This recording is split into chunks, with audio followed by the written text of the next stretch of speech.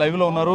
చెప్పండి సుభాష్ గారు, ముద్రగడకి ఘన నివాళులు అర్పించారు. వచ్చి పార్టీలకు అతీతంగా ముద్రగడ మీద ఉన్న అభిమానంతో నాయకులందరూ వస్తున్నారు. ఏంటి ఆయనకి మీకున్న అనుబంధం? ఆయన ఎప్పుడు కూడా 4 సార్లు ఎమ్మెల్యే చేసినా, ఒకసారి ఎంపీ చేసినా, 2 సార్లు మంత్రులు చేసినా ఎప్పుడు సాధారణ జీవితం ప్రజల కోసమే. ఆయన ఎప్పుడు ఉద్యమాలు చేశారు, అలాగే నిరాహార దీక్షలు చేశారు.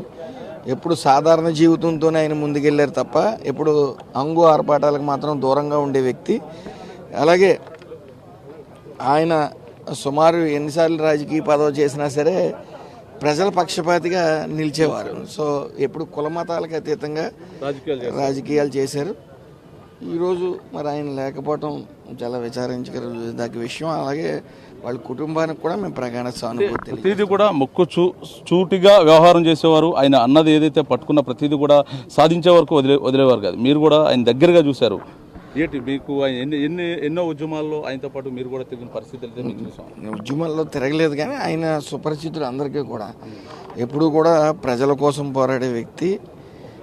ఆయన నిరంతరం కుల మతాలకు అతీతంగా ఆయన ఎప్పుడు కూడా ముక్కుసూటిగా ఉండే వ్యక్తి. ముఖ్యంగా ఎప్పుడు హంగు ఆర్భాటాలకు వెళ్ళే వ్యక్తి కాదు ఆయన. ఈరోజు ఏ రోజైనా సరే ఆయన ఇటు కుల పోరాటం కూడా చేశాడు సంఘీయులతో. అట్ ద సేమ్ టైం ఆయన దగ్గరికి వచ్చి జనం కూడా పూర్తిగా కుల మతాలకు అతీతంగా అందరూ వచ్చే పరిస్థితి. ఏంటి ఇప్పుడు ప్రస్తుతం రామచంద్రపురం ఏఎంసీ చైర్మన్ ఉన్నారు మనతో పాటు. ఏంటి ముద్రగడ్ని చూసేందుకు వచ్చారు కాపు నాయకులు, మీరు కూడా కాపులు. ఏంటి ఆయనకి మీకు? ఖచ్చితంగా అండి. ఈరోజు ముద్రగడ పద్మనాభం గారు మాలాంటి యువకులు, ఎంతోమంది కాపు యువకులు ఈరోజు రాజకీయంగా ఉన్నామన్నా కానీ, కొంత గుర్తింపు వచ్చిందన్నా కానీ, ఈరోజు ఆయన పార్టీలు పక్కన పెడితే ఈరోజు కులం కోసం ఒక వన్ మ్యాన్ ఇది కింద నించుని ఈరోజు కులం కోసం ఎంతో ప్రతిష్టాత్మకంగా నిలబడిన వ్యక్తి కింద ముద్రగడ పద్మనాభం గారిని ఎప్పుడు కూడా మేము కాపు సంఘం ఉన్నంత వరకు, కాపు జాతి ఉన్నంత వరకు కూడా ఖచ్చితంగా ఆయన ఎప్పుడు కూడా గుర్తుపెట్టుకుంటాం.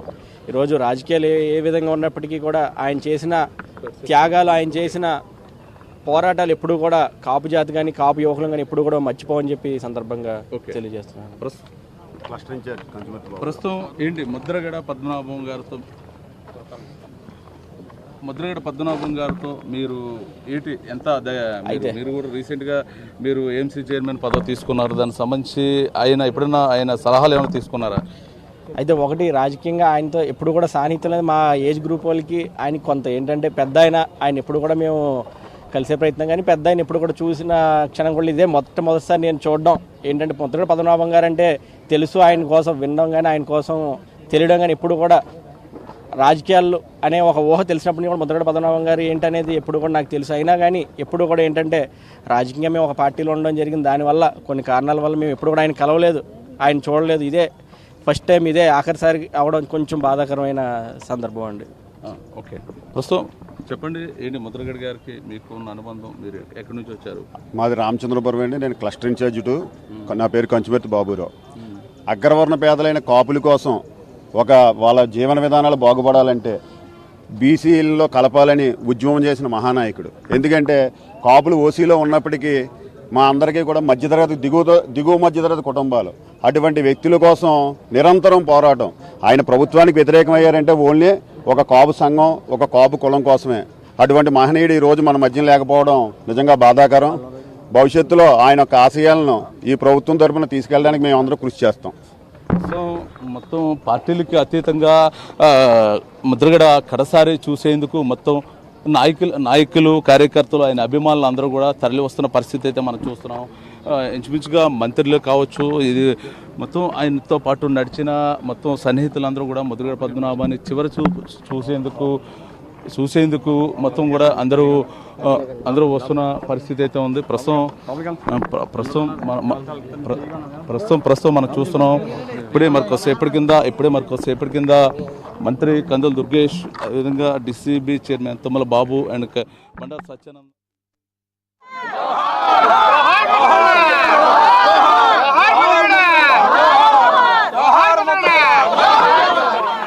ఇలా పెట్టు ప్రేమ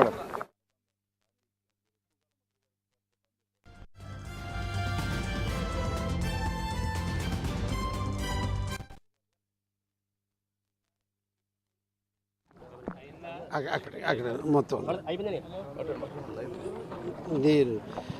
అది వారు అకస్మాత్తుగా అదే అనారోగ్యంతో వారు మృతి చెందడం అన్నది చాలా బాధాకరం. మరి వారితో అనేక అనుబంధాలు ఉన్నాయి మాకు. కాపు ఉద్యమం కానీ ఇటు కిర్లంపూడి ఉద్యమాలు కానీ అనేక ఉద్యమాల్లో వారితో అనుబంధం ఉన్న వ్యక్తులు. సో వారు ఈ రకంగా మరి ఆయన తిరిగి వస్తారని అనుకున్నాం కానీ ఈ రకంగా వారు మరి పోవడం అనేది మమ్మల్ని అందరినీ కూడా మరి బాధాతప్త హృదయాలతోటి ఆవేదన చెందుతూ ఉన్నాం. మనతో పాటు కాపు సద్భావన సమితి వాసిరెడ్డి యేసుదాస్ మొత్తం అంతా కూడా మీడియా ముఖంగా మాట్లాడనున్నారు. ప్రస్తుతం మొత్తం కూడా ముద్రగడ్ని సంబంధించి ముద్రగడ్కి అశ్రు నివాళి అర్పించిన అనంతరం కూడా మీడియాతో మాట్లాడనున్నారు. దానికి సంబంధించి ఇప్పటికే మొత్తం కూడా అటు మంత్రులు కావచ్చు, ఇటు ఎమ్మెల్యేలు కావచ్చు, మొత్తం ముద్రగడ పద్మనాభాన్ని చివరిసారిగా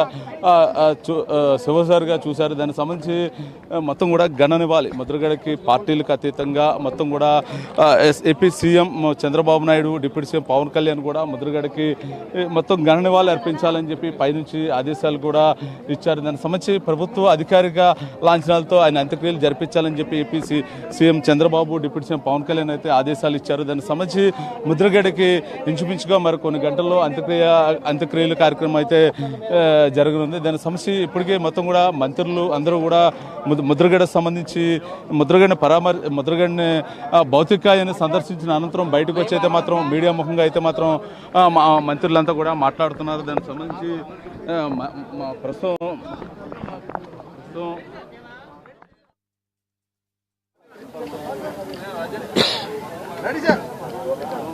దాదాపు అర్ధ శతాబ్దం పాటు ఈ ప్రాంతాన్ని రాజకీయంగా ప్రభావితం చేసినటువంటి నాయకుడు, అనేక ఉద్యమాల్ని నిర్మించి ప్రజలందరితో మమేకమైనటువంటి నేత, అన్నిటికంటే మించి పార్టీ రహితంగా అందరూ ఇష్టపడేటువంటి నాయకుడు శ్రీ ముద్రగడ పద్మనాభం గారు పరమపదించటం ఈ ప్రాంతవాసులకు మాత్రమే కాదు, రాష్ట్రంలో అన్ని ప్రాంతాల వారికి కూడా ఎంతో బాధ కలిగించేటువంటి అంశం.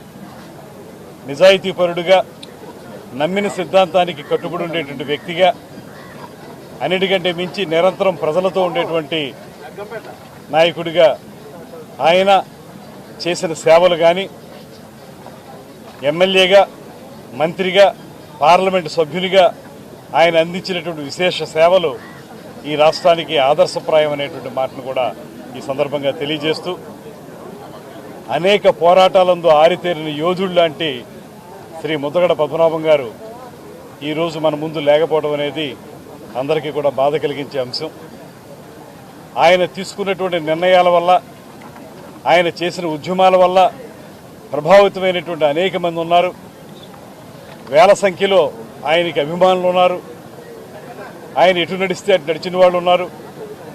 ఇలా చూసుకుంటే తన రాజకీయ జీవితం యావత్తూ కూడా ఒక అద్భుతమైనటువంటి కాకలు తీరినటువంటి రాజకీయ నేతగా ఆయన సాగించిన ప్రయాణం ప్రస్తుత యువతరానికి కూడా మార్గదర్శకం అనేటువంటి మాటని సందర్భంగా తెలియజేస్తూ, ఆంధ్రప్రదేశ్ రాష్ట్ర ప్రభుత్వం తరఫున నేను, అదేవిధంగా మంత్రి గారి కార్మిక శాఖ మార్చులు సుభాష్ గారు ప్రభుత్వ ప్రతినిధులుగా వచ్చాం.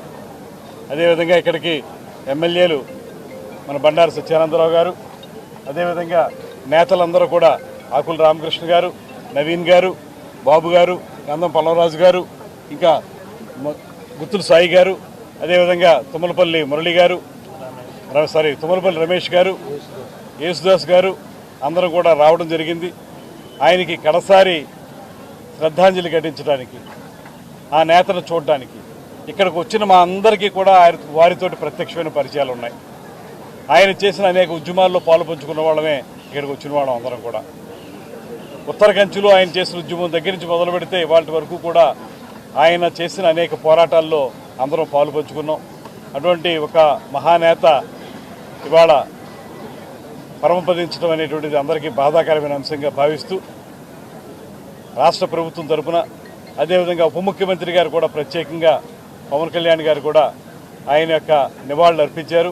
ఆయన భుజానికి శస్త్రచికిత్స వల్ల ముంబైలో ఉన్నారు. ఇంకా ఆయన డిశ్చార్జ్ కావడానికి 3-4 రోజులు పడుతుంది. అక్కడి నుంచి ముంబై నుంచి కూడా వారు మాట్లాడి చెప్పారు, మంచి నేతని కోల్పోయామనేటువంటి మాట వారు కూడా చెప్పడం జరిగింది. అదేవిధంగా ముఖ్యమంత్రి గారు కూడా నిన్న ఇదే మాట